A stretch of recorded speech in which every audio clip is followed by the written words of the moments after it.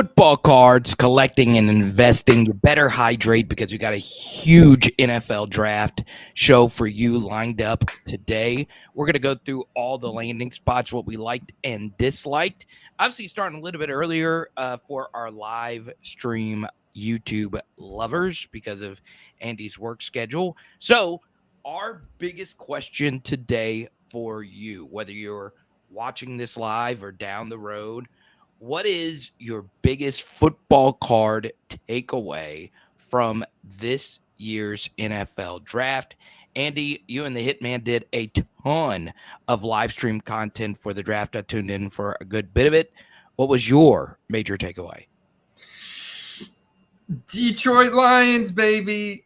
I know it was an unconventional draft, but they drafted Jahmyr Gibbs at number 12 overall, the electric running back from Alabama, which created a domino effect of DeAndre Swift being traded to the Philadelphia Eagles, which, I mean, it just seems like the rich get richer there. And so I love to talk about them as well. But, you know, and then they go and they get Hendon Hooker at the end of the second, beginning of the third round. So I know there was a little bit of an unconventional draft. They also got a replacement for TJ Hawkinson and Sam Laporta in the second round. And I just think that this was a really fun draft by the Lions, and it created a lot of buzz and waves in the football card market. And I'm really excited to invest in Jahmyr Gibbs in behind that offensive line in Detroit. And I think he's a guy that can flash big time, especially now with that early first round capital on a team that is already projected to take down the NFC North. Yeah, I like it. My biggest takeaway, Andy, the Seattle Seahawks. Okay. They get Jackson Smith and Jigba, who was to me a top 5 player on my personal board overall, no matter of the position. And I think he fits in really nicely with 2 true and proven deep threat wide receivers, especially, you know, DK Metcalf on the outside, a true alpha, and Tyler Lockett, who in his later years has been more of a slot intermediate kind of guy, but could still get deep. JSN is a perfect fit for what they're going to do. And they get Charbonnet in the second round. I know a lot of Kenneth Walker dynasty owners wanted to jump into an erupting volcano after that selection. But let me know in the chat or wherever you're watching, listening to this. I feel, Andy, the Seattle Seahawks are in a good position to make a run next year. I think right now, I would take some NFC West futures. I would take some potential Super Bowl futures. And look at Geno Smith on the low. Look at DK Metcalf on the low. I liked what Geno did last year. He looked like a real starting quarterback. So I love the Seahawks stealing JSN at pick number 20. It is crazy to think of the modern game, Andy, that the consensus number 1 rated wide receiver was taken at the 20th selection in a passing freaking league. Are you kidding me? So let me know, Andy, am I wrong, you know, hyping up the Geno Smith card holders out there and the Seattle Seahawks? Well, I think there is a group of people. There's a sector of, you know, not just the football card hobby, but also fantasy football and mainstream NFL analysts that think that Geno Smith is going to turn back into a pumpkin. You know, this upcoming year, that he's never strung together multiple consistent seasons of production like he did last year. And I mean, he's got the weapons surrounding him. I mean, JSN goes to an incredible landing spot, you know, to kind of work alongside of Tyler Lockett and DK Metcalf. And if he could keep that up, man, watch out, because I agree with you. If you look at the NFC West, it's them and San Fran. Those are going to be the contenders. And San Fran, you know, they could potentially out San Fran. It's possible. It's going to be tough, but yeah, man. I mean, I think Geno's got a lot of potential in his rookie card product too, because it's super rare from 2013, and there's just not a ton of it out there, and there's a lot of raw stuff that could be potentially graded, and you get that back. Now you have some, you know, 4 or 5X on the 10s, the PSA 10s and stuff. And you can still see a lot of his stuff. We were watching a lot of sales activity over the weekend, but I still think that throughout this offseason, because now the offseason really does start, we're going to see a lot more deals that could potentially be, capitalized on for the upcoming season and playoffs. And everyone's saying that they are not sold on Geno. I'm seeing it in the chat right now. I think people listening via Apple Podcasts, however your podcast feeds actually work now, they're probably shaking their head. Oh my goodness, I listened to the show for the first time and they are sharing some Geno Smith takes. They must be sitting on a pile of Geno Smith cards. I do not own a single one, but when I go, Andy, and see that rookie on-card autos are going for $30, only 30 US dollars. Like you said, Andy, in that 2013 draft class, second year of Prism draft class, the autos look abso-freaking-lutely beautiful. And it could just be, Andy, that the player I collect and PC the most is a rookie from 2013, Tyrann Matthew. So I like the design of the card to go along with it as well. But yes, I think the Seahawks have a real shot to win the NFC West. Cardinals obviously are going to tank this next year. The Rams roster is just not that great and old. And the 49ers, I don't know what they're going to do at quarterback. And I didn't like their DC hire. So I'm not the biggest Pete Carroll fan. I've been a very vocal Pete Carroll hater on social media. But believe it or not, I think Pete's got one more run in him. Let's go, Andy. The Seahawks. Let's run it. But right now, you got the Offensive Rookie of the Year odds up there. And right now, Bijan leading the way. Bijan leading the way at plus 375. And I would say between him and Jahmyr Gibbs, from a skill position standpoint, we saw the biggest pop in their rookie card, the college uniform cards. There's, even like the Leaf cards and the Onyx cards for Bijan Robinson getting up over $50, and anything with some pretty serious scarcity plus an autograph for both those guys going in around $100 to like $200-$300 plus range. And the buy now sold volume is still coming in today as we speak. So, and like I said, this also created a ripple effect to where there was like a one-day window where you could have bought DeAndre Swift on the low, and then his values absolutely erupted in terms of the volume. The value itself didn't go up a crazy amount, but the volume has gone through the roof since he was actually traded to the Eagles.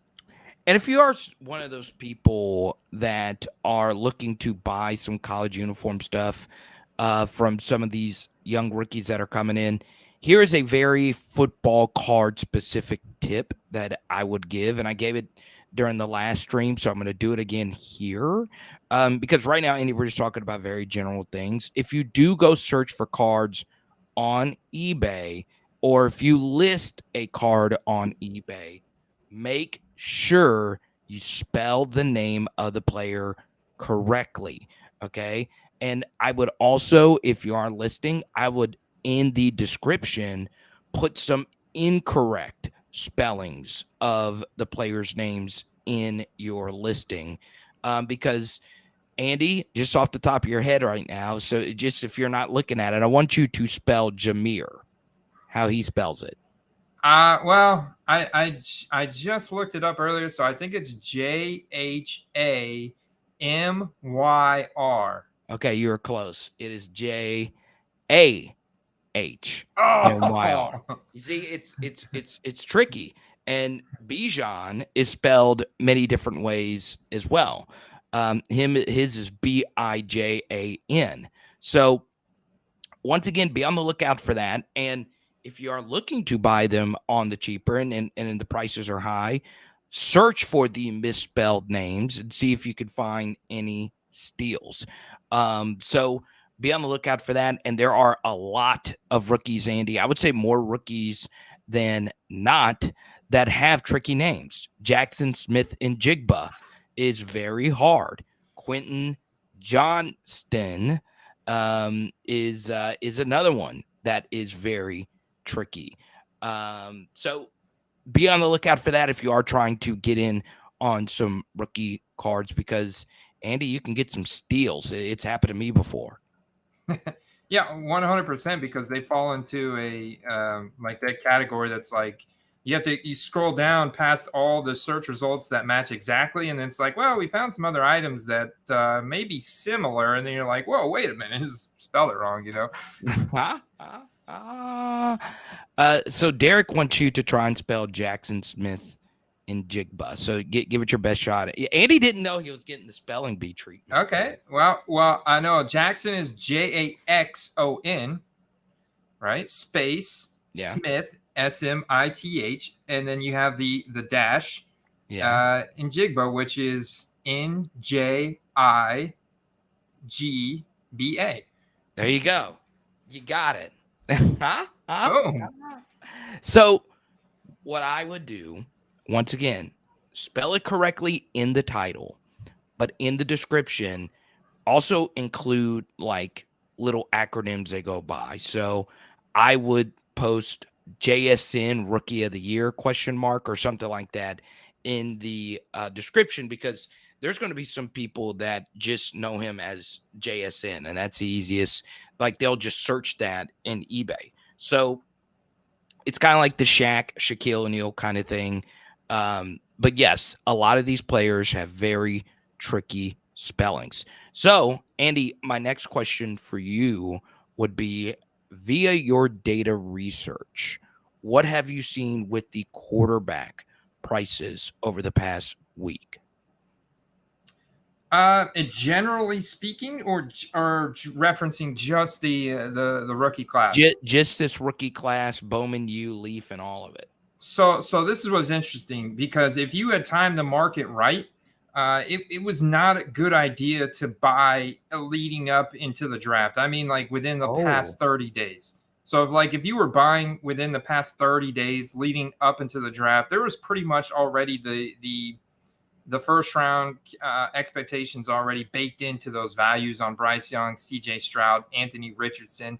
Will Levis, on the other hand, who fell to the beginning of the second round, a little bit different story, where his values had inflated up to that of Anthony Richardson and cooled off big time. But you can see their biggest transactions heading up into the draft, and guys that are actually early. So Derek Richard made a killing. Chad Dyer, I mean, it was by the end of the first round, Derek's earnings were up over $1,500 from selling 2022 Bowman Chrome and 2021 Bowman Chrome. Because the thing is, CJ Stroud came out in 2021 Bowman Chrome. So did a couple other guys. And so he was buying those super earlier. If you were buying those during the November timeframe of last year, then you were also very earlier, like through the NFL playoff timeframe, you were still early. But within the last 30 days, a lot of those expectations were already baked in, and then the volume just spiked on draft night. Yeah, I think a lot of people, once Bowman U started to become a little bit more popular, you started seeing some more inflated prices, as we discussed it also more on this channel. I think, Andy, what happened was you and I became such big fans of Bowman U cards that everybody started buying it, because obviously our show is like just the most popular football card show on the planet. People were just ready to go get some BU product. But you're right. I think Derek in particular did a really good job of that, as did some other Questcasters. And look, I like Bowman U. I'll say this from a football card perspective, away from this rookie class altogether.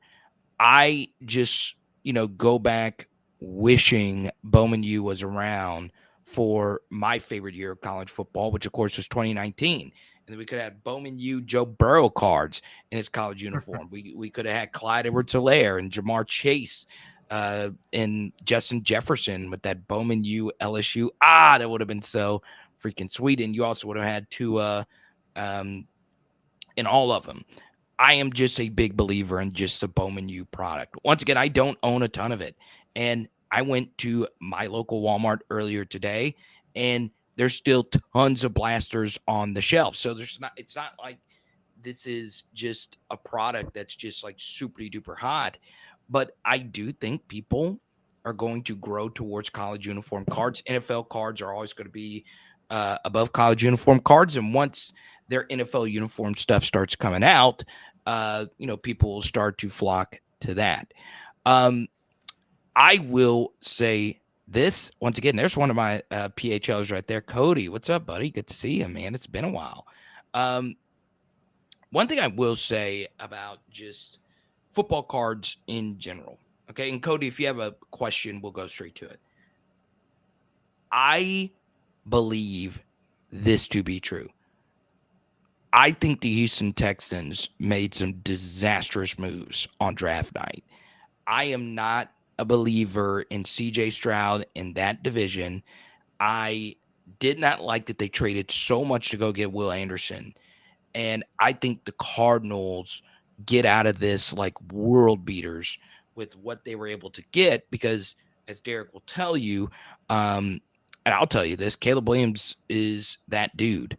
And the Cardinals are going to be in a very good position next year to, maybe lose and just get the number 1 overall pick, or Houston just suck next year and maybe Houston has a number 1 overall pick that goes to the Cardinals. I just thought, Andy, that move is, in retrospect, going to look so unbelievably disastrous.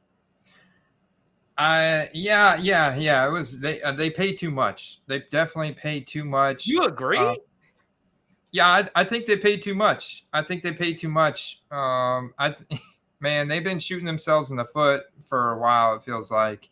And I was one thing I was gonna say is that the Cardinals, it's clear like they almost their entire draft was all linemen. It was all offensive and defensive linemen. And I think that it's pretty clear that they're expecting a really down season. And Kyler Murray's look likely to miss multiple games to start the season. So I think you can already expect this to be like a rebuild season, but for them to move on from Kyler Murray next year would be wow. I'm selfishly hoping that it's the Bucs that also drafted virtually a ton of linemen in this draft that, we take this year, that we get Caleb Williams in 2024, but I'm sure, there's going to be a couple teams that we're contending with, and the Cardinals may be one of those, man. I do think, okay, now, correct me if I'm wrong on this. Please do, Andy, please. And go to Cody's Super Chat here. I actually have quite a few LSU press pass cards. But yes, I wish college uniform, if college uniform older cards were a thing, I'd be sitting on a gold mine right over here. People would be wanting my Joseph Adai collection. Just gathering dust over here. But yeah, I love what the Cardinals did. I really do. Now, I want you to put John's comment up on here. John Mack, I did grab a Clayton Tune lava refractor for like $15. Unfortunately, he went to Arizona. I think Clayton Tune can play. I think Clayton Tune out of Houston can play NFL football. Do I think he is going to be spectacular? I don't know. But I think he could sit back there and deliver a few dots. Let me ask you this, Andy. Was there a 3rd, 4th, 5th round pick whose football cards you're interested in? You know it, baby. It's Hendon Hooker. I love the landing spot for him to the Detroit Lions, because Jared Goff is great bridge quarterback, and he's great for them right now, especially behind this elite offensive line in the position they're at right now this year. So I think it's fantastic that Hooker gets to develop behind him until he's fully healthy. So I love this landing spot for Hendon Hooker with the weapons and everything in Detroit. I'm really excited. And it's not so much his college uniform cards, because we know he's not going to start this year, likely, unless, something happens down the season to Jared Goff. He gets hurt. Maybe Hendon Hooker gets to go in. But this gives me time to buy his pro uniform cards. Those are probably going to be a lot more viable, because by the time that he gets his opportunity, a lot of his pro uniform cards are going to be viable. So that I was really excited about the landing spot for Hendon Hooker, who I know you and I are both excited on. And then one more, Carter, it's Devin Akane that went to Miami Dolphins. I love Oh, I love this pick, man. Talk about adding another electric speed component to the already incredible offense. And they're going to have a lot of hype coming in to this season. So I'm expecting him as a guy that can flash in training camp. The hype videos are going to be crazy. And, he's not necessarily a guy that can handle a massive workload. He's going to be in some type of committee with Mostert, but Mostert's old. Jeff Wilson, he's not a spring chicken anymore. So it's like, I love the opportunity that Devin Acane's going to get. And I think he's a guy that can flash and make a splash. And as a rookie, he's a guy that can create a lot of fear of missing out or FOMO and drive some pretty big prices out of the gate. Dolphins have the fastest offense in the NFL by far. Achane can fly, but now he's smaller than Jahmyr Gibbs. But what's going to be interesting is running back weight matters. Now, both of them did produce in the SEC, where there is a massive disparity in size and speed with SEC defenders and all the other conferences. So, it's not massive, but running back weight, I've done a deep dive on this, does matter more in the SEC than the other conferences. And the fact that those two were really good players in the SEC being below 200 pounds lets you know that, hey, maybe they could produce in the NFL as well. So both of them are going to have some of these PPR kind of weeks where they put up, a 25, 30-point week, and people are immediately going to want to get their cards. So, for me, Andy, I agree with you. I like Hendon Hooker a lot as a player in person. I'm just very skeptical of him transitioning to the NFL with the ACL and the Tennessee offense, putting up some really big numbers for him. So obviously we love rookie quarterback speculation. We love rookie cards. We love all of it. One thing I will bring up, though, is I hope a few of these defensive players become studs in the NFL. I hope Will Anderson looks like Micah Parsons, because that would be, Andy, the third consecutive year you have one of these defensive players become a superstar immediately, and that would be good for defensive player cards, right? Obviously, last year it was Sauce Gardner. He looks so freaking good.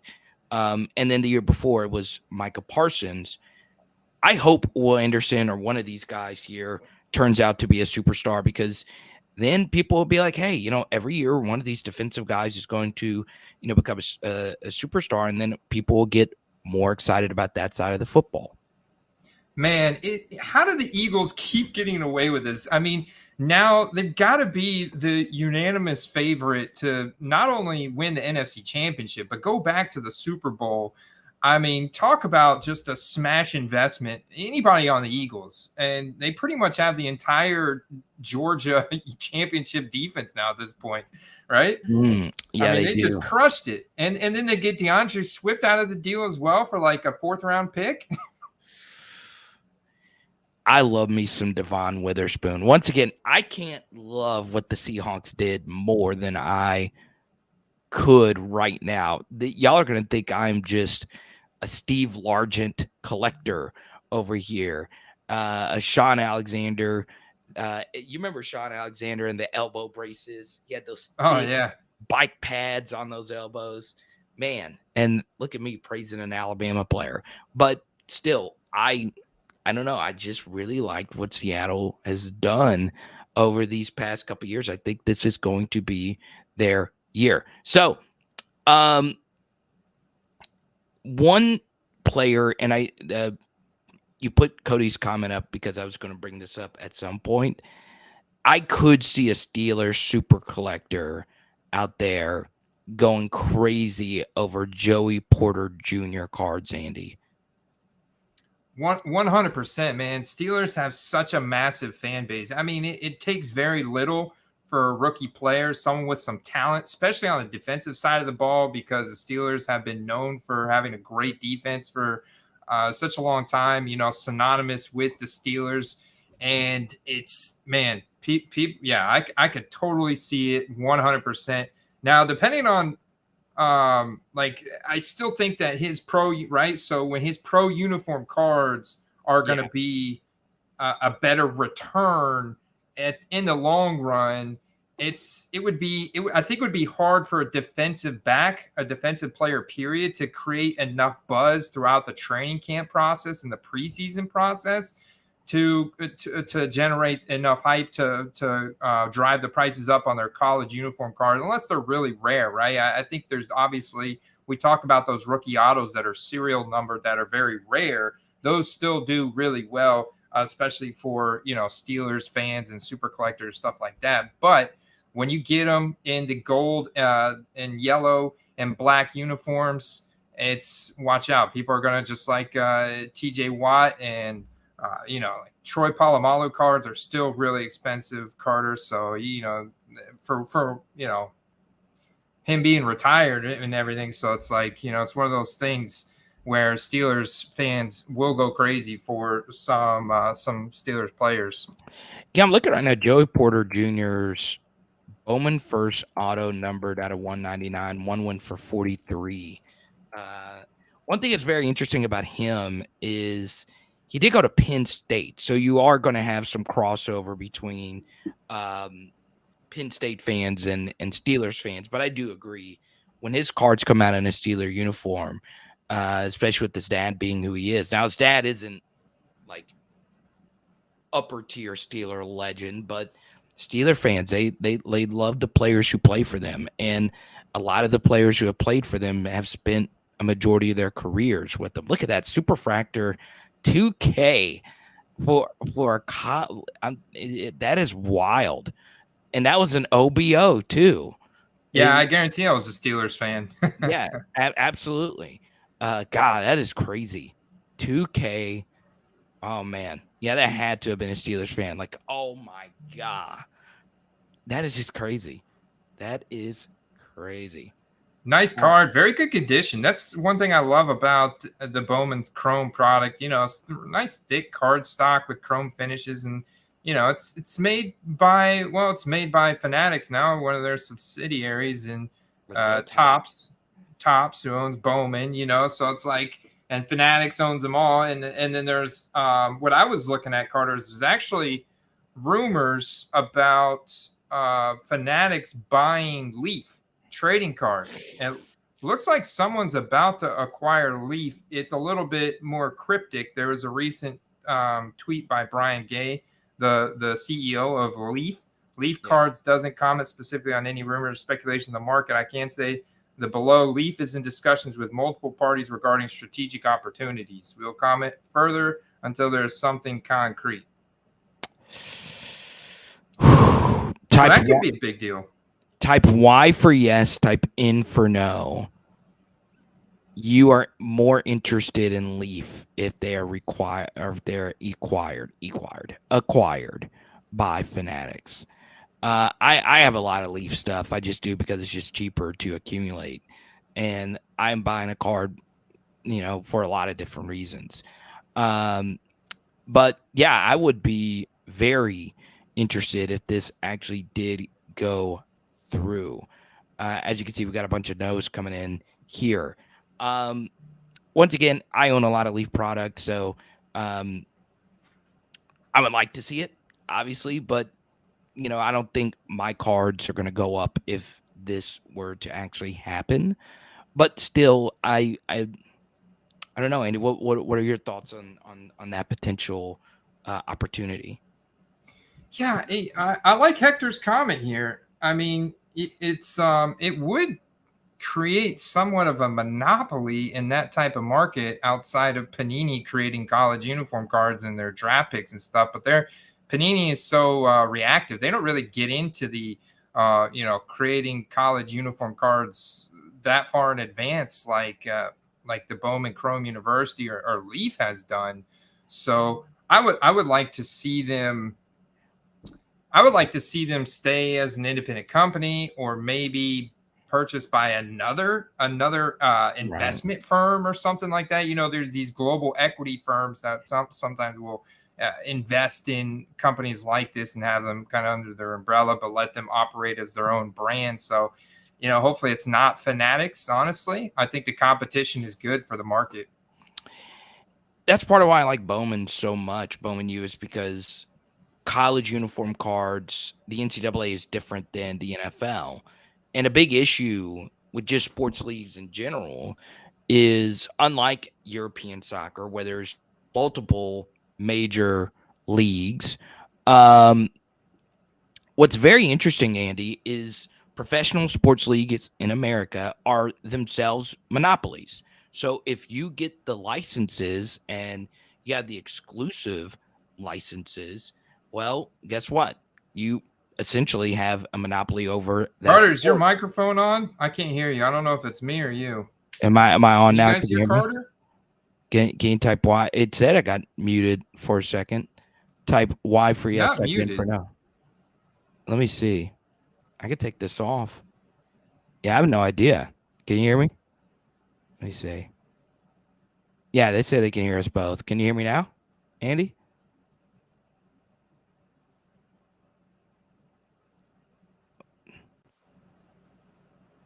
Andy, can you hear me? Okay, excellent. So I'm glad that the at least the audience heard everything you just said for the past like 90. But can you hear me now? I can hear you now. For Oh, whatever okay. reason, my Bluetooth earbud just like stopped. I don't know, stopped communicating audio to Yeah, me. I mean, you got me freaking out. I was like, oh my goodness, what is that? Huh? I hope you weren't asking me a serious question No, because no, no, no. But the truth is, the sports leagues are monopolies, right? They own, like, there's no other competing leagues. Unlike, soccer. Our buddy Brad Nolan's a big soccer guy. He can explain it one day. But I'm a huge EPL soccer fan. Go Liverpool.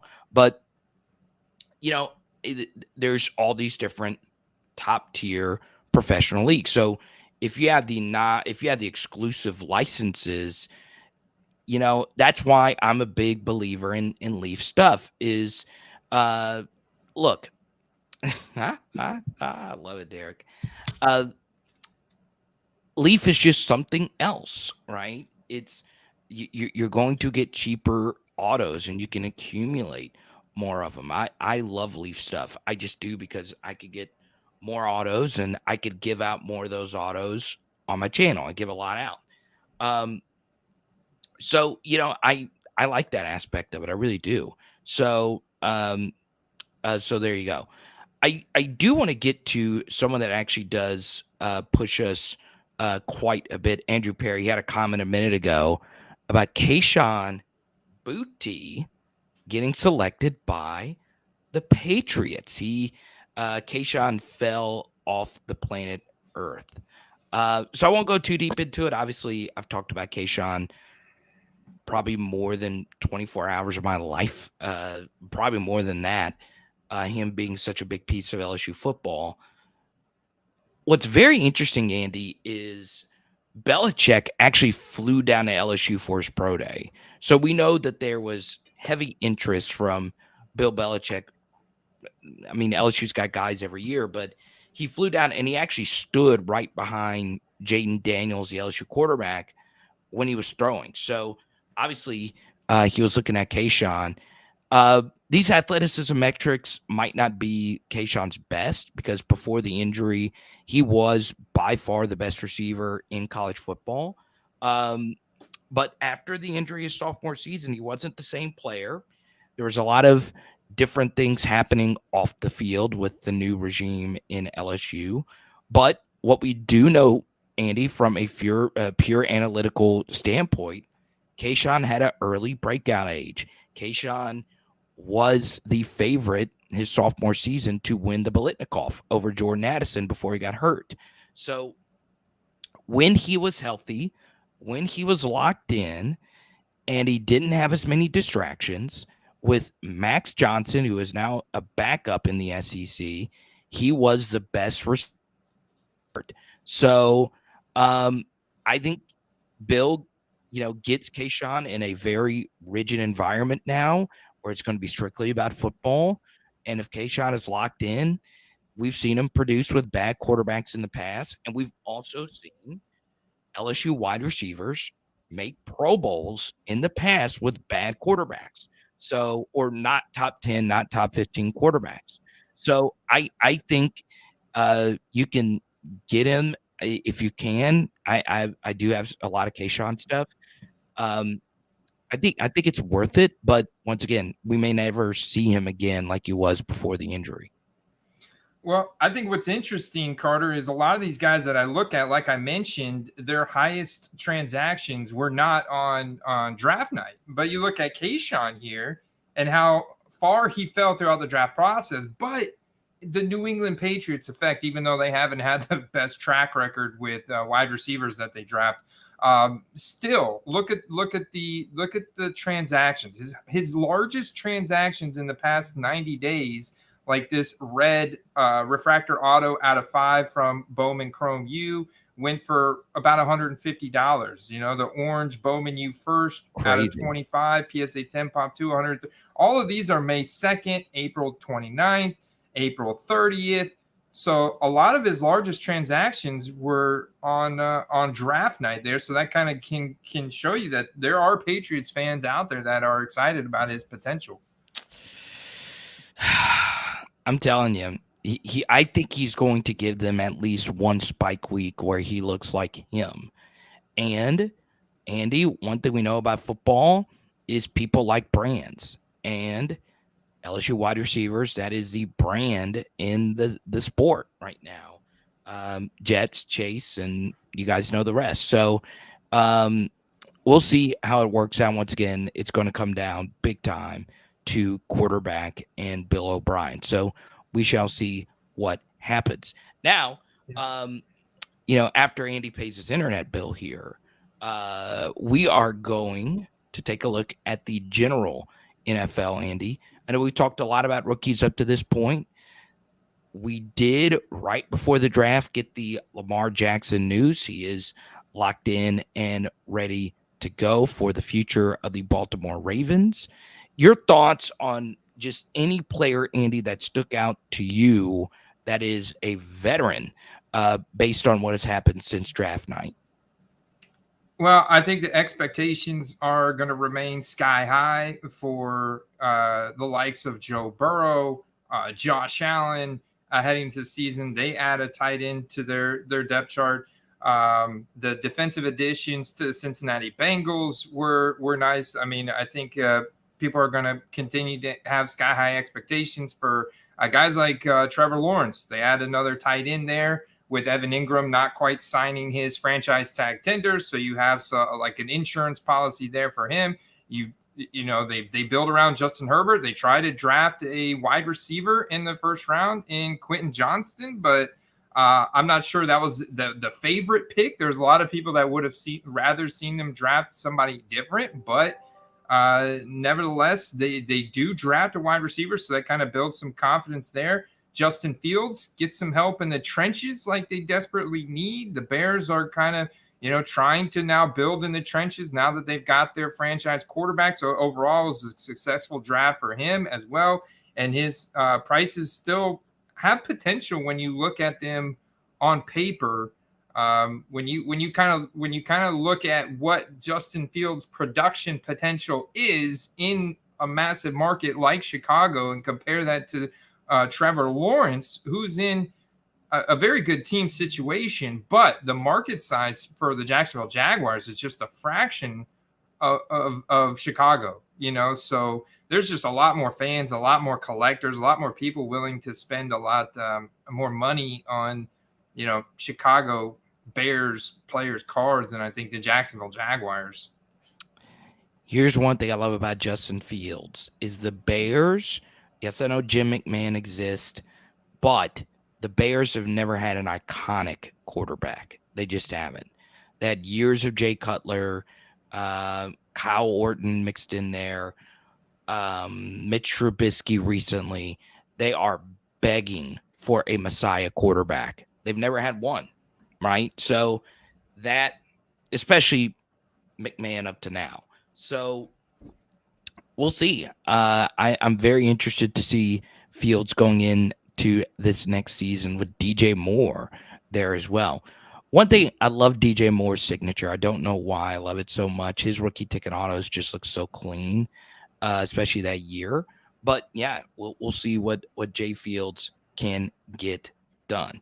Now, for me, really quickly, I am an underdog fantasy uh super supporter. I am a huge fantasy football fan. Go ahead, go to the promo code Quest, get that instant deposit bonus. So check it out. Take advantage of DJ Moore in fantasy drafts if you actually believe he is going to be special at Underdog Fantasy. So let's see. I want to ask you a question about the Panthers, Carter, because Let's go. they end up going with Bryce Young at number 1 overall, just like you said, man. They didn't overthink it. But I was high on Terrace Marshall potentially getting his big opportunity this year. Yeah, they add in DJ Chark and Adam Thielen, but Adam Thielen is getting pretty old now. And DJ Chark has not really had the seasons that he hasn't lived up to expectations since his rookie season, and he's struggled with injuries. And Terrace Marshall struggled with injuries to college, but now they also draft Jonathan Mingo, I think like in the second round. Yeah. And I'm curious to get your take on Jonathan Mingo, if you think that he can step in and become the alpha on that team, or are there any wide receivers there worth investing in, or do you think Jonathan Mingo could be the guy there at the end of the day? Yeah, so I have a lot of T Marshall's rare auto stuff and Leaf, like non-licensed stuff. So I like Terrace a lot. North Louisiana, 5-star recruit, and just an overall dog at LSU who had to wait his turn behind Jamar and Justin, and he was a beast his final year at LSU. So yeah, he had medicals, and it is very interesting, Andy, just from an SEC perspective. On my SEC channel, just how many times Ole Miss fans would reach out to me about Jonathan Mingo, thinking that he is slept on. I have never seen a wide receiver who has done less that shot up draft boards like Jonathan Mingo. And the only reason why, Andy, is because he's a good athlete and he's bigger. And the draft class this year was full of mostly smaller and lighter wide receivers, Zay Flowers, Marvin Mims, and so on and so on. I'm just not a Jonathan Mingo believer. I'm just not. Now, I think Bryce Young is really good, so I think Bryce is going to produce with whoever's at wide receiver. I'm not a huge Mingo guy, even though athletically he's really good. He's made some crucial drops in big moments for Ole Miss, and forgive my LSU bias here. T. Marshall will have a better season than Jonathan Mingo. Book it, baby. Book it, Andrew. Well, that's what I needed to hear, man, because I've been buying Terrace Marshall cards, and even a couple DJ Chark cards, because I do believe that Bryce Young can step in, and he could probably throw for, if they let him. They probably are going to be a more pass heavy offense than Houston. And he could throw for 4,000 yards if they let him. If he gets up to, I know rookie quarterbacks don't do that, but I'm saying the potential's there. And there's obviously going to be a wide receiver that comes along with him. And already with the price of Bryce Young's college, uniform cards, how much they're going to be just from being the 1.1 whenever his pro uniform cards are, I think a better play for my budget is to pick the wide receiver that's going to come along with them and be the alpha in that offense. So, yeah, I've been buying some Terrace Marshall and some Charks because they've just been so cheap, too. There's no downside when you can get a rookie ticket auto for $10 of these guys. There's just a tremendous amount of upside there. Yeah, please flame me in the comments for thinking that. I mean, I'm just not a Mingo believer. I honestly think he just rose up draft boards because he went to a school, Ole Miss, that's produced good wide receivers, and people think that they're getting a slept on DK Metcalf here. I'm just not a Mingo believer. But look, that's a good thing. I've been right about some things. I've been wrong about some things on this channel. Okay. Let me know what you guys think. Do you think that they reached for Jonathan Mingo? One receiver I think that's going to be very interesting in the rookie class, and I kind of sort of like his landing spot, is Jalen Hyatt. I think him going to the Giants, that wide receiver room is far from spectacular. I've been giving you the Paris Campbell play for the last couple of weeks. His rare rookie ticket auto stuff has been going under $10. So, I kind of like that. But I think Hyatt has some real room to grow on that wide receiver chart. And that Alabama game last year, I mean, you won't. There's never been a single SEC game performance from any receiver quite like that one. But yeah, I like Hyatt. I do. I know it's a Tennessee popcorn offense, but it might just be my belief in Brian Dable getting things open. But I think he fits what they need. They needed a deep ball receiver, and I think Jalen Hyatt can give him that. Yeah, and the market size for the New York Giants is massive. And you could look at the hype for their rookies. I mean, Kayvon Thibodeau, who didn't have a spectacular rookie season, still got a ton of hype, and they've been devoid of really good wide receiver talent there virtually since Odell Beckham Jr. So it's like, I mean, if he can actually take over as an alpha, yeah, you do have. They did add Paris Campbell in and some other guys, but it's like, they don't have anybody that can really step up as an alpha, and that's an ascending team. I know that it's very dynamic, so you can't discredit their passing offense under Brian Dable, because look at what he did with the Bills, right? So I mean, that team and this opportunity for Jalen Hyatt could be big time. He could be a guy that flashes at the beginning of the season. So I like that pick, Carter. Another one for me was Jordan Addison going to the Vikings. I think he instantly steps up as wide receiver 2 in that offense, and great complementary role, who could have some big boom games, especially now it's like teams are going to be bracket, triple, quadruple covering Justin Jefferson this year. So it's like Jordan Addison's got a big opportunity in Minnesota as well. I love some of these rookie wide receiver landing spots. I do. I think Rashee Rice out of SMU going to Kansas City. Man, I was not a Rice fan during the draft period at SMU, but once again, landing spot for a lot of these guys is abso-freaking-lutely everything. So, we now get to hobby tip of the week. I've already, shared mine earlier, Andy, about this rookie class having a different, type of spelling with some of the names. They are very complex. So be on the lookout for how you list your cards, and in the description include very common misspellings of a player's name and their acronyms as well, like JSN, Jackson Smith and Jigba. Some people on eBay, they're just going to type JSN cards. So I would make it as search engine optimized as you can in that description. So Andy, your hobby tip of the week is? Well, so I like to go back to the new releases, guys, and make sure you're always like checking this. I would say at least once a week, because they do move release dates around and stuff. And check out what's coming out. So the Optic Contenders rookie ticket autos are now out for 2022, and they're pretty much the same design. They have a few extra inserts. They have those thick cardstock chrome finishes, so you get a little bit better consistency in the corners and the edges of those cards than the base Contenders rookie ticket autos. And then they have those beautiful silver prism and color parallel finishes with a lot of serial numbers in there. The hobby boxes this year, only $319.95, but it's only one pack of 6 cards, and that's 2 autographs. So 2 autographs. Obviously, if you're going to pull a Purdy or a Pickett, it's gonna pay itself off. But it's tough to get your money back in the box break. So I always, of course, advocate, and I know you do too, Carter, is just target the single that you want to get out of that set and go ahead and buy that, most likely in an auction.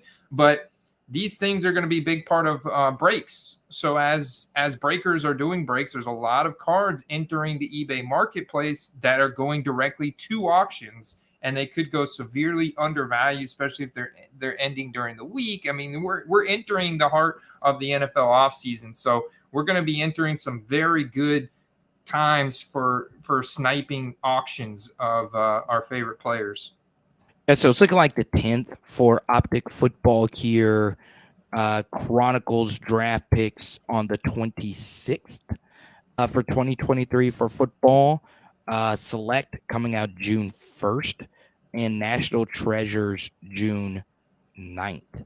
So flawless June 16th. But once again, as you say, Andy, we're always very cautious about, that was me reading off Beckett. We're always very cautious about release dates, especially 2 years ago when it got bounced around so often. So we shall see how prices reflect those things. So yeah, Andy, what do you think about some of these designs here? Is legitness a word? That's really a word?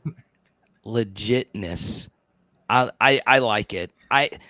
My thing about inserts is I want them to be as ridiculous as possible, like Big Kahuna or whatever the heck that is.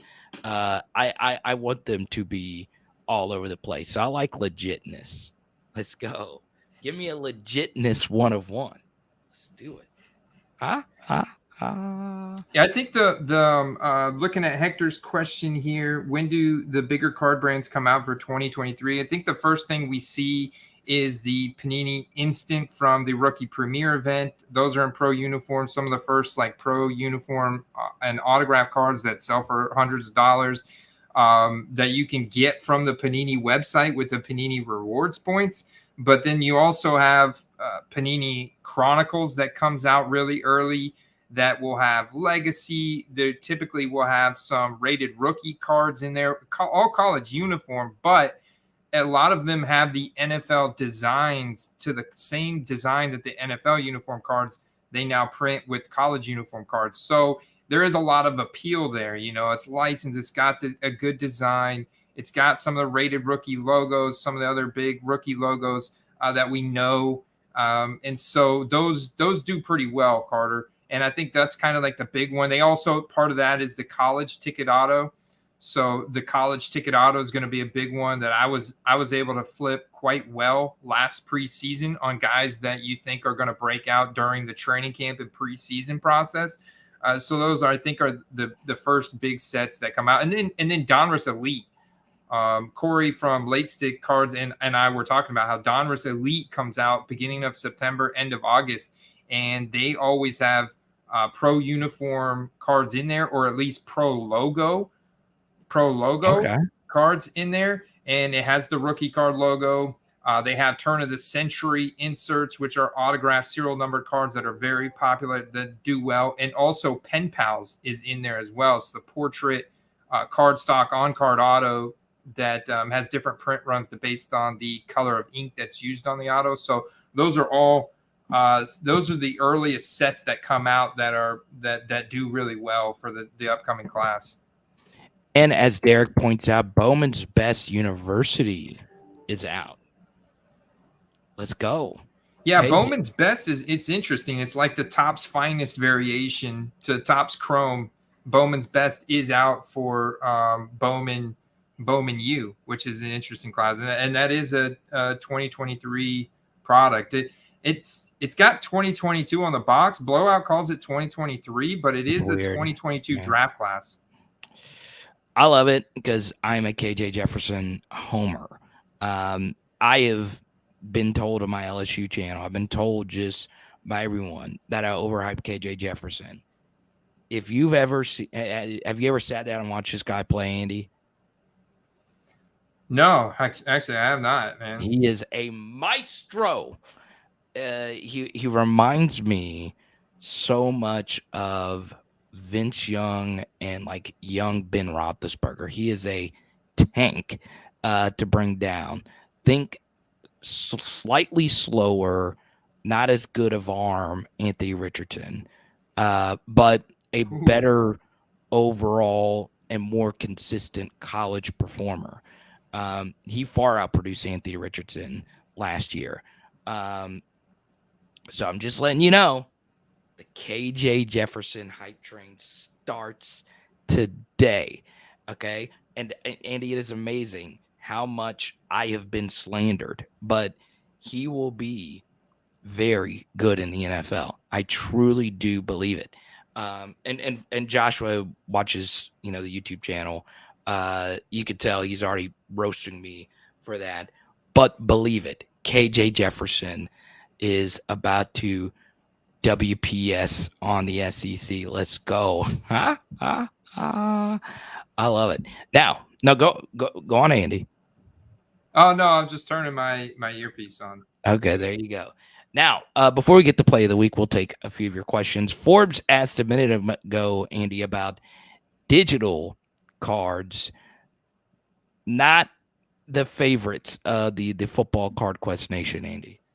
No, and there is an entire community out. There's multiple communities out there. There's a lot of guys out there that are into NFTs, moments, digital cards. Yeah. But it's not a big thing in the football card market because we love the physical tactile response, the physical asset of the card. And it goes back so far in history, man. It's one of those things that's kind of like passed down generation to generation.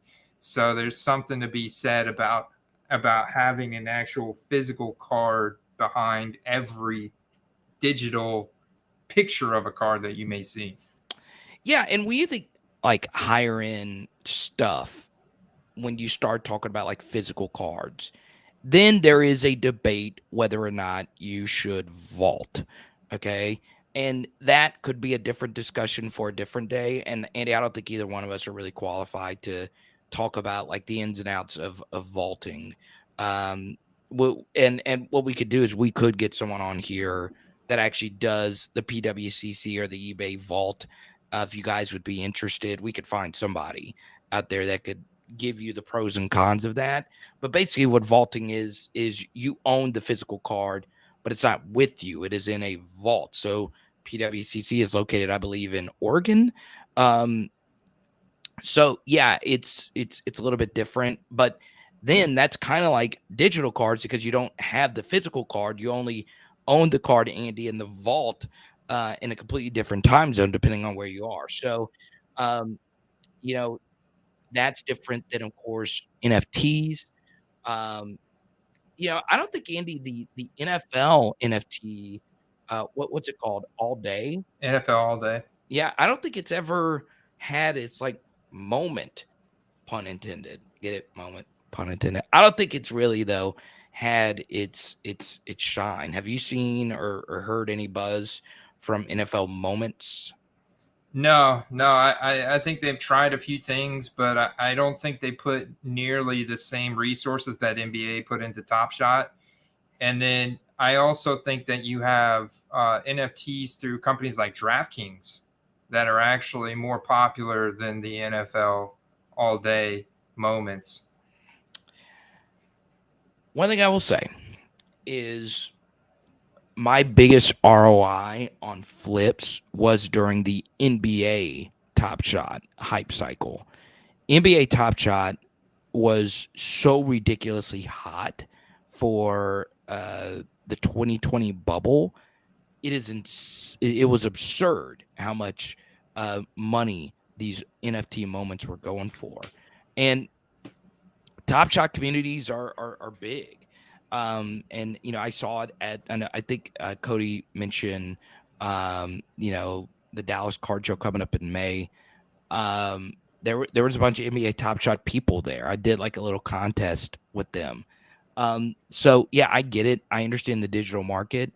I am interested in NFTs, but for now, I am not vaulting. I'm just sticking with good old fashioned physical cards. As Patrick brings up here, digital isn't the same. We say hi. Yeah, it's like you and I right now, and everybody in the chat. We're all communicating in a digital format, but there's no replacement, and it's because we have to, right? You're in Arkansas, I'm in Florida, and people in the chat are all across the world. So it's like this is how we have to communicate because we can't drive and meet up and get all together. but there's no replacement for that face-to-face meetup. It's just such a deeper connection, deeper experience. And I think that same thing is true with all the different markets, right? Yeah. As Hector brings up, UFC Strike NFT is popular. And one more thing from here, Hector, I vault to save on sales tax and flip easier. Yeah. And that's the thing about vaulting is you do save on sales tax. Because I don't know the actual reason why you're not charged sales tax. I think for PWCC, it's because it's in Oregon and there's no sales tax there. I don't know exactly how all that works, but yeah, once again, vaulting for higher end stuff. Andy or I don't do that, but we could get someone on here that actually does do that. Like I do buy some cards through comc.com, which is basically a vault, and they do a ton of raw cards, and they also have that software integration with eBay to where all their listings show up on eBay as buy it now listings, or you can put it in an auction that'll go to eBay as well. So there's and they charge a 10% overhead, when you want to cash out your money, that's when you get charged that overhead. But if you're in a crunch and you want to try and make a play on a guy like within less than a week time frame, you don't have time to get the card to your house, take the pictures of it, relist it, then you can use a platform like comc.com. Or like you said, PWCC Vault. It's great for high-end investors that don't want the liability, I guess, of having the card. But that's something so cool and deep about having the card in your physical possession. There's nothing like seeing the Walter Payton rookie card in your hand so you can closely examine it for all its flaws, and knowing that card goes back to the mid-'70s, or if you have something a lot older, like if you had like a Bronco Nagurski or something like that, it's just, there's nothing like actually seeing that in your physical possession up close, Josh does bring up a good point, is that, NFTs, they can't get affected by condition. And I get it. And it is instant and you don't have to worry about shipping and all of that. And it is a little bit easier barrier to entry for people that don't know how to ship a card or set up an eBay store or anything like that. But still, it's all about the physical card, baby. It is all about actually holding that game-worn Drew Brees uniform card, baby. You gotta love it. And with the current prices of PSA submission, all of a sudden, it brings back into scope capabilities of us in the hobby to buy raw cards, purvey them, survey them for their condition, and if you're good at that, get a high amount of 10s back. I mean, you're making 4 or 5x on every single one of those cards. Decent cards. So that's a big part of flipping, if you can get good at that. Corey and I talked about that because he's really good. He's got one of the lighted magnifying glasses. He knows the sets that have higher gem rates, and he targets those, and he gets a high amount of 10s back and makes a good profit on turning raw cards into PSA 10s and selling them.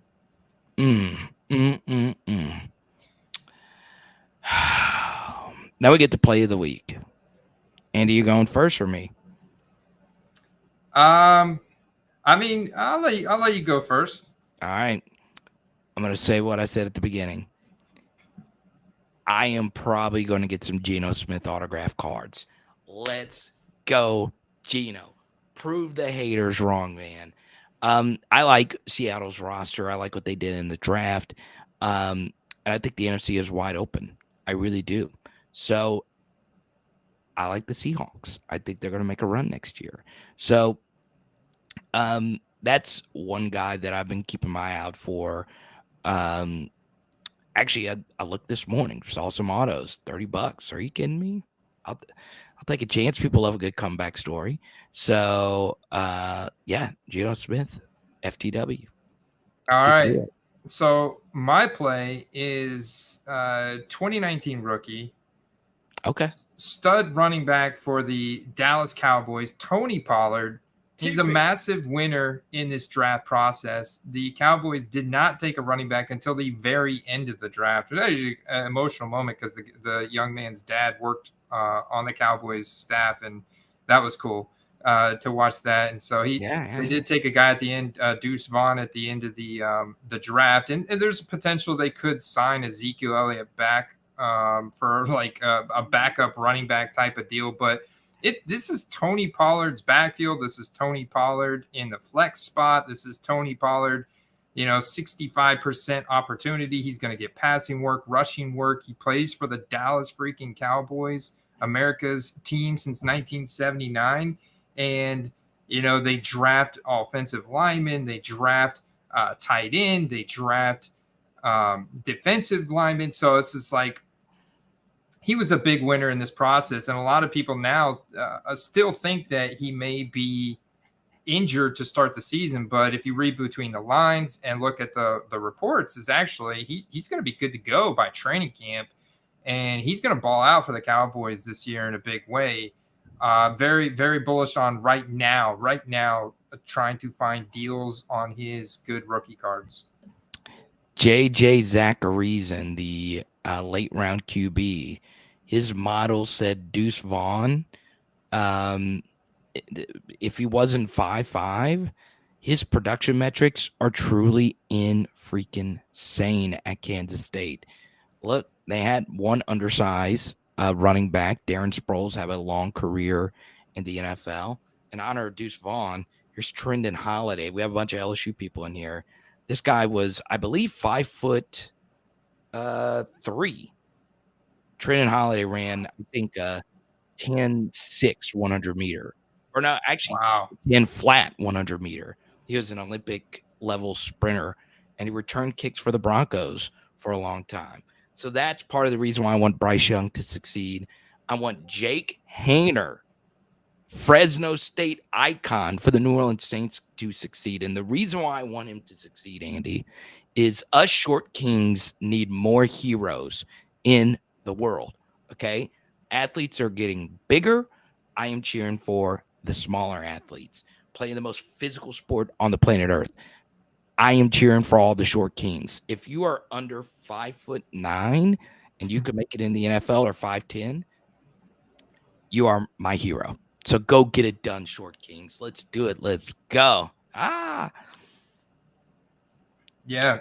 There's a lot of good plays, right? I see some of the guys in the chat posting up some great plays to make right now. No doubt. I thought Rachaad White was another major winner in this draft process, and the Bucs got a lot of confidence in him. I don't know if he can go out and outproduce the level that's going to negate the fact that the Bucs are not going to have a winning record. I'm sorry, but I don't know, unless Baker Mayfield resurrects his career in Tampa this year, which who knows. We had a Card Quest record 2 super chats today. We appreciate Cody. We appreciate Derek. They're also PHL supporters, and Joshua. I appreciate you guys for tuning in on this show. This is one of my favorite things I get to do every week. One of my bestest friends on the planet, Mr. Andy Kaysen. We're going to take a few more of these, and then Andy's got work calls. Let's see. Danny Woodhead 2.0. Were you a Danny Woodhead guy, Andy? I was, man. He was on my fantasy team many times. I remember Danny Woodhead. He was a tough little dude, man. Oh, man. Let's see. Are there any more here before we get out of here? Are there any more you want to take here, Andy, before you have to skedaddle and take these work calls? Hector mentioned earlier in the chat that Fanatics possibly signing athletes to exclusive contracts is a way bigger story for the hobby. This kind of reminds me of Topps Project X that they did with Trevor Lawrence. I mean, hey, it is very interesting. Top signing exclusive contracts. I'm curious what Hector means by that, and why would you think that would be so big for the hobby in your perspective? Well, if they made collectible sets that were exclusive to players that were also licensed, because Fanatics does have NFLPA license, they don't have the mainstream NFL license. if the players can work directly with Fanatics exclusively, I wonder if that would supersede the NFL license that Panini has. I know it's very interesting. I don't know all the legalities behind it, or what type of sets that would potentially create, but that could be very dynamic. It could be very interesting. That could be a big deal for the hobby potentially. Yeah, it gets deep, right? Like Michael Rubin obviously is a go-getter, very inspirational dude, right? And he loves sports, and he sold his ownership stake in the 76ers. They open up a sports book, the Fanatic Sports Book, and they do a lot of events, and they get a lot of the A-list athletes to do the events for them. I like Fanatics. I do. I know quite a few people that work there. But we'll see. Obviously, when you look at what an exclusive contract could mean, a lot of athletes have like exclusive autograph contracts, but they still end up, signing all the football card sets. So it would be very interesting to see if there is a Fanatics exclusive with athletes, if you ever see them sign things for Leaf or other projects outside of just Fanatics cards. It is very, very, very interesting. So we'll see. We'll see, obviously, with the transition and all of that. Andy, my favorite thing is, as you know, I don't buy a whole lot of just modern cards anymore. I like 2002 to 2014 is like my golden era of football cards with Topps and Prism. And for that 2013, 2012, 2014 period, I just loved it. I just loved all the designs, the autographs. It was just so freaking cool. I'll hopefully one day we'll get to see that again. Yeah, 100%. I feel like those some of my favorite cards in my collection are early 2000s, late 90s refractors, autograph patches. I think that was also like when we first started getting into football big time too. Right. So I was like, very nostalgic. So yeah, man, I can't wait to see some of the stuff at the National. I feel like there's going to be a lot of opportunities to not only like snipe skill position players on the low from some of these bigger dealers and stuff at the National that just undervalue these guys, but also to pick up some of these really cool early 2000s, late 90s stuff for my PC. So I'm excited. We'll be back next Tuesday. Let us know. Shoot us a message if you liked the earlier start time, if you prefer 1:30. We appreciate each and every one of you tuning in every week, and obviously, starting a little bit earlier to make Andy's work schedule work. Hey, got to pay those bills, baby. So comment down below your rookie plays or anything like that. And until next week, peace out. Appreciate you guys. Peace.